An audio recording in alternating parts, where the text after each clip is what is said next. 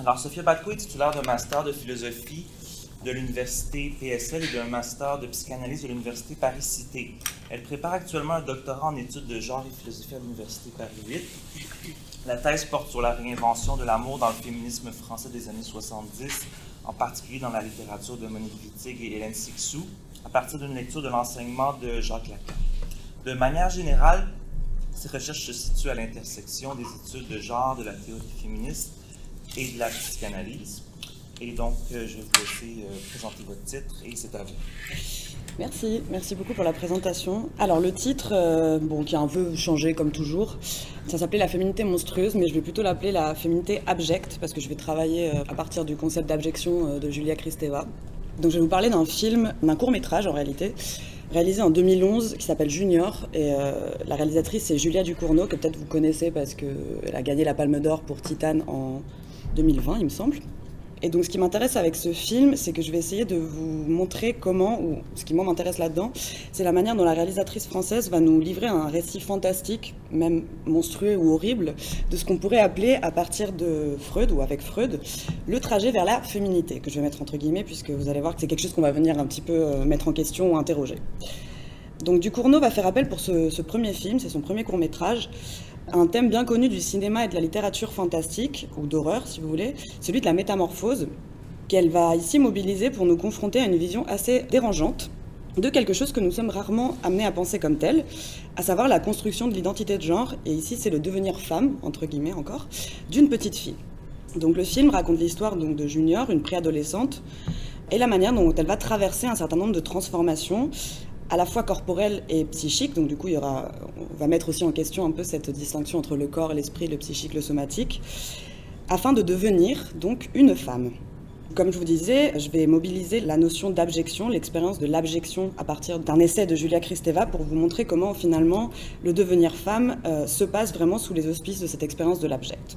Plus particulièrement, ce qui m'intéresse, c'est que, en mettant en tension l'expérience de l'abjection d'un côté et de l'assomption de la féminité comme quelque chose de stable, de définitif et d'intelligible, j'emprunte cette notion d'intelligibilité à Butler, le film de Ducournau va nous inviter à interroger le statut soi-disant naturel du corps, l'évidence du corps, et surtout sa place, son rôle dans la construction du genre et de la sexualité, de ce qu'on appelle une position stable de genre et de sexualité. Alors, dans un premier temps, je vais essayer de vous montrer comment le film nous présente un personnage, donc Junior, cette préadolescente qui est l'héroïne de notre court-métrage, qui se place face à quelque chose qu'on pourrait appeler l'énigme de la différence sexuelle. Et pour ça, je vais partir d'une citation d'une anthropologue nord-américaine, Gail Rubin, anthropologue féministe, qui, dans un essai de 1975 qui s'appelle Traffic in Women, essai qu'elle consacrait donc à une critique de la psychanalyse ainsi que de l'anthropologie de Lévi-Strauss, elle écrivait: « La psychanalyse fournit une description des mécanismes par lesquels les sexes sont divisés et déformés, une description de la manière dont des petits enfants bisexuels et androgynes sont transformés en garçons et en filles. La psychanalyse est une théorie féministe manquée. » Ce qui est intéressant avec cette citation de Gail Rubin, c'est qu'elle nous incite à relire les textes de Freud, précisément donc comme des descriptions de cette déformation, transformation, division de ce qu'elle va appeler donc le genre. Et Freud lui-même, dans une conférence de 1933, qu'il n'a jamais prononcée, mais qui a été publiée sous le titre de La féminité, écrivait donc que pour la psychanalyse, il ne s'agissait pas du tout de décrire ce que la femme était, c'est-à-dire de venir poser une essence de la féminité, mais plutôt d'essayer de décrire comment on pouvait devenir femme. Ce qui est quand même très parlant si on a en tête la phrase de Simone de Beauvoir, on n'en est pas femme, on le devient. Je cite Freud rapidement. « La singularité de la psychanalyse veut qu'elle ne vise pas à décrire ce qu'est la femme, ce serait une mission qu'elle ne parviendrait guère à remplir, mais étudie ce qu'elle devient lorsque la femme se développe à partir de l'enfant et de sa disposition bisexuelle. » Et donc, comme je vous disais, c'est précisément ce devenir femme qui va m'intéresser dans le film de Julia Ducournau. Donc, Junior est une petite fille aux frontières de l'adolescence. Elle nous est présentée dès le début du film comme ce qu'on peut appeler un garçon manqué. Donc on la voit, cheveux attachés, sweat à capuche oversize, pantalon large, basket, doudoune presque énorme qui cache complètement son corps. Au-delà donc de son aspect physique, de son semblant quelque part, on voit que Junior s'identifie aux garçons. Elle appartient à un grand groupe de garçons, elle passe son temps avec eux et même son rapport aux autres filles est très marqué par une identification masculine. On la voit qu'elle se moque en fait des filles sur le même mode que les garçons et vraiment elle appartient à ce groupe-là. Pour paraphraser encore une fois Freud, qui dans sa conférence va dire que au début la petite fille est un petit garçon, on peut dire que Junior au début est effectivement un petit garçon. Ce qui est intéressant, c'est que la question de la différence des sexes, elle va apparaître d'emblée comme une des problématiques donc, du court-métrage, puisque nous qui regardons le film à travers le point de vue de Junior, on l'accompagne en fait dans ce constat que le monde est divisé entre donc des filles et des garçons. Et c'est vraiment marqué de manière très claire.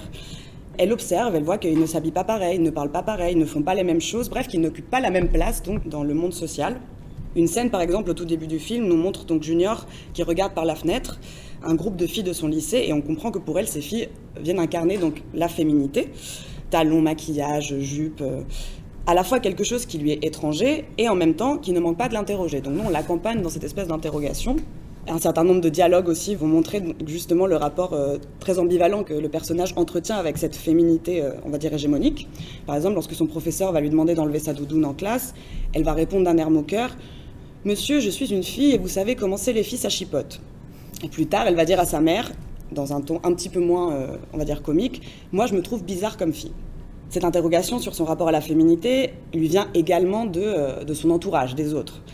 Donc comme je vous disais tout à l'heure, elle fait certes partie du groupe des garçons, et en même temps, ces garçons ne cessent jamais de la renvoyer à une sorte de différence.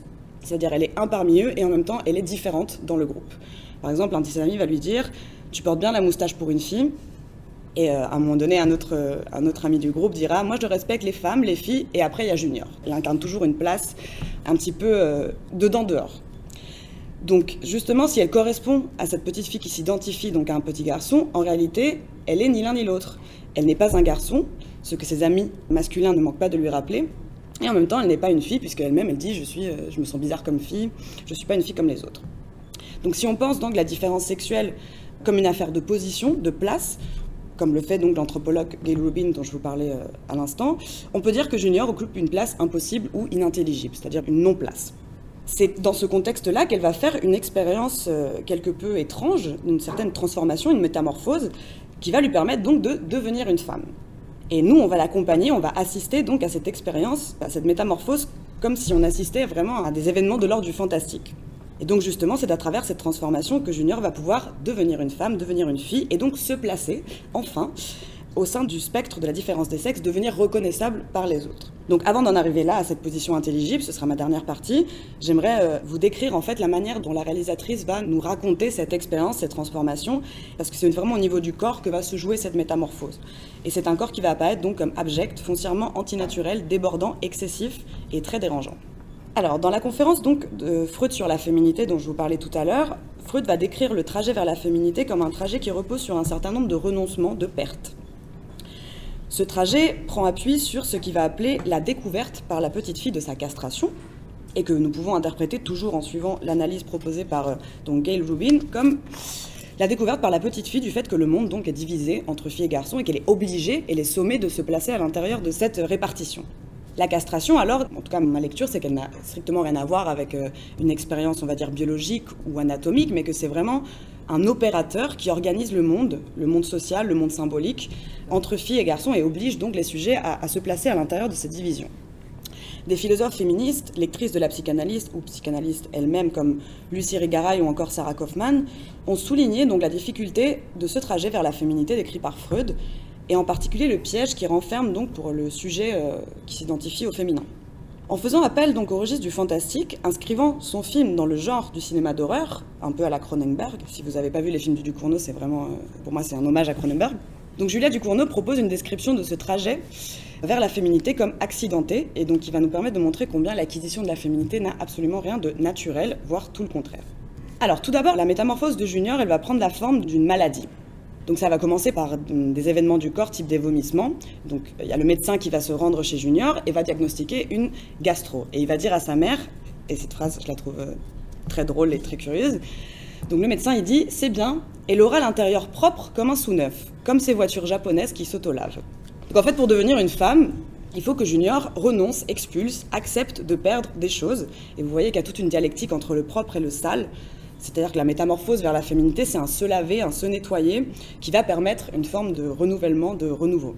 Au-delà des vomissements, donc ça c'est un peu le premier symptôme si on veut, je dirais même événement de corps, parce qu'il y a vraiment quelque chose de non symbolisable dans ce qui lui arrive, Junior va commencer donc à peler et à libérer une sorte de liquide visqueux transparent. Donc ce sont vraiment des bouts de matière corporelle qui vont échapper à son corps pour qu'elle puisse donc se métamorphoser en femme. Dans un livre publié dans les années 90 qui s'appelle Pulsion freudienne, Teresa de Lauretis, nous rappelle donc que la maladie dans le cinéma, et en particulier dans le cinéma fantastique, apparaît souvent comme une de ces expériences à la limite de l'humain. Junior va donc situer le devenir femme au sein même de cette frontière entre l'humain et le non-humain. Et le film va donc placer le spectateur face à un étrange constat, un constat très perturbant, qui est le suivant. Devenir une femme, c'est-à-dire un être intelligible dans le spectre binaire de la différence des sexes, implique paradoxalement de traverser une expérience à la limite de l'humanité. Et on peut ainsi donc rapprocher cette expérience de ce que la philosophe et psychanalyste Julia Kristeva appelle l'abject.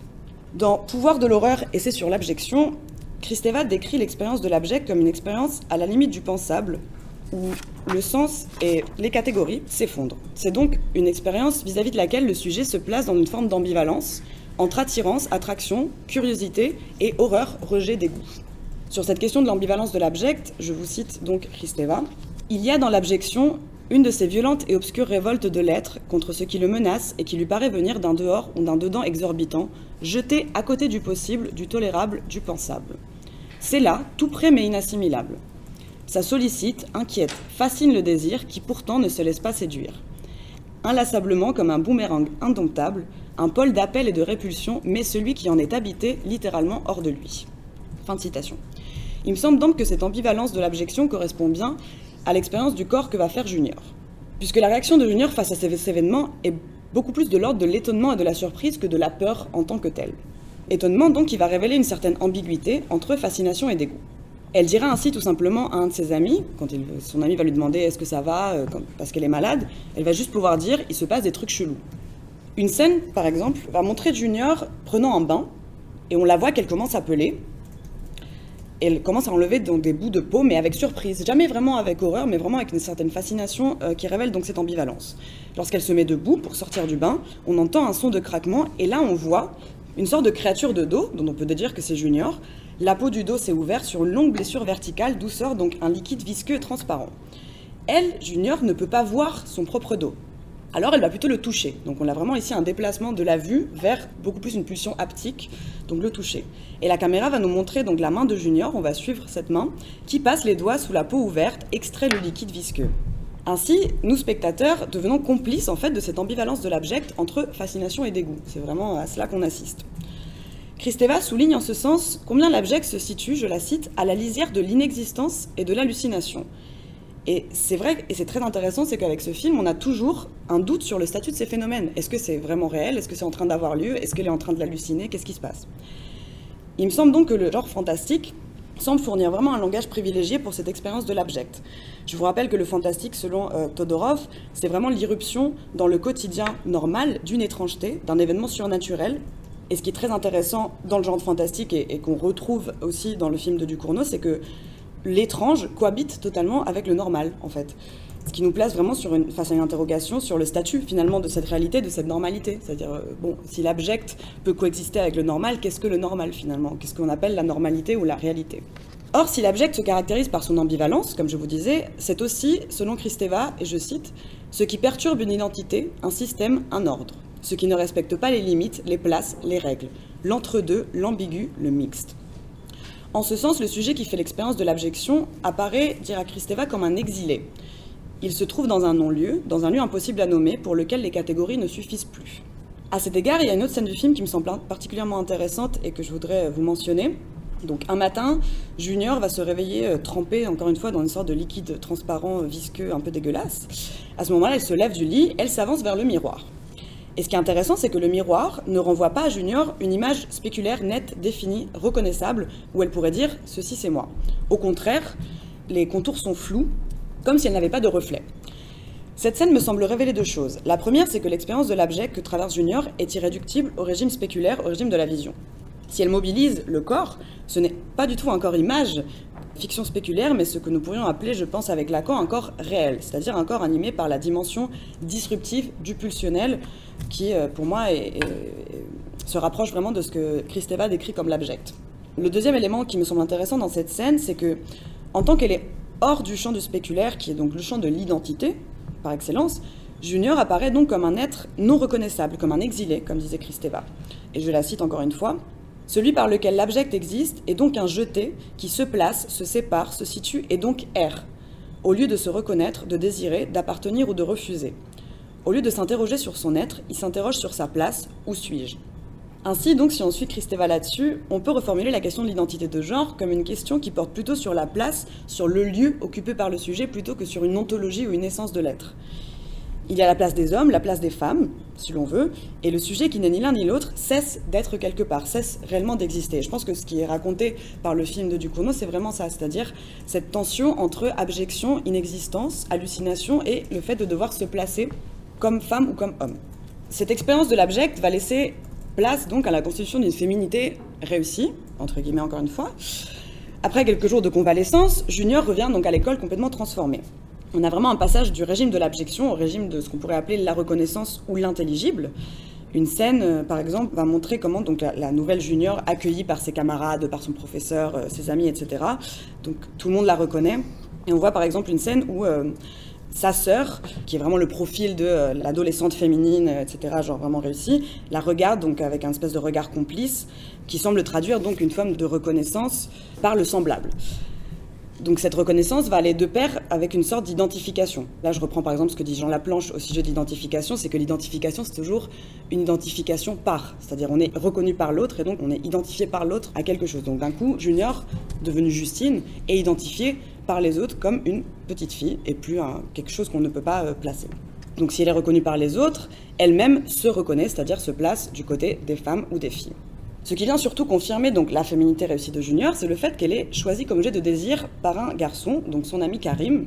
Le film est très ironique, mais il y a une scène où du coup quand Karim embrasse Junior, elle réagit avec surprise. Lui, il va lui dire « je sais pas, t'étais moche, t'es plus moche, je comprends plus rien.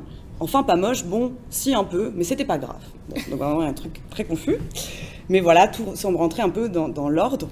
On pourrait alors se penser que le film nous offre un sort de happy ending. Junior est belle, féminine, hétérosexuelle, elle a trouvé l'amour avec un garçon, elle est enfin amie avec les filles, donc tout va bien, tout est rentré dans l'ordre, tout est cohérent. Sauf que donc, sous le semblant de ce happy ending, quelque chose de l'abject va insister, résister. Donc la fin du film nous montre un plan de Justine sous fond d'une sorte de musique hardcore, puis le plan suivant, c'est un plan du sol où on voit les traces d'un liquide visqueux que Justine laisse derrière elle. En effet, lors de la scène qui précède à cette fin de film, Junior se confie donc à son ami Karim. Elle lui montre le liquide visqueux qui sort, que son corps continue à expulser. Elle lui dit « c'est comme ça partout maintenant ».